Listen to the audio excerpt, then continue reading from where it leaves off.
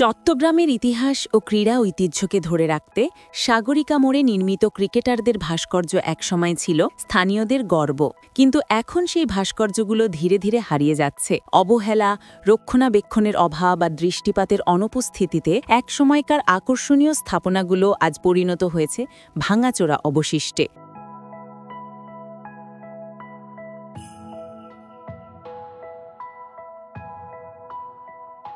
সরেজমিনে গিয়ে দেখা যায় একসময় দাঁড়িয়ে থাকা ভাস্কর্যগুলোর বেশ কিছু অংশ মাটিতে পড়ে আছে। হাত, ব্যাট, হেলমেটের অংশ ভাঙা অবস্থায় ছড়িয়ে ছিটিয়ে রয়েছে।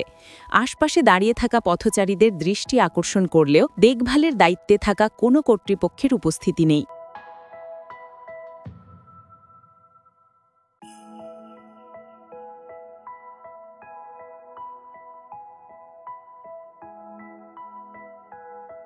তারেক নামের এক ব্যক্তি বলেন, শহরের সৌন্দর্যের অংশ ছিল এগুলো, যে উদ্দেশ্যে তৈরি হয়েছিল আজ মনে হয় সেটা পুরোপুরি হারিয়ে গেল।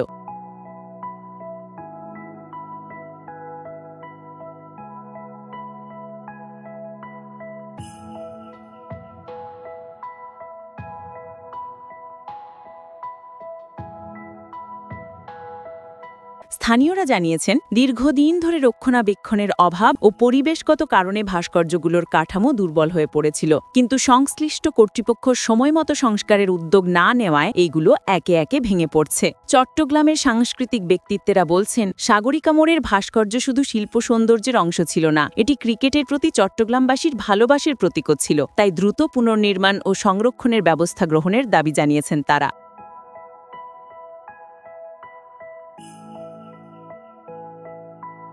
অন্যথায় শহরের ঐতিহ্যের আরেকটি ইতিহাস অদৃশ্য হয়ে যাবে এমন আশঙ্কা করছেন সচেতন নাগরিকরা।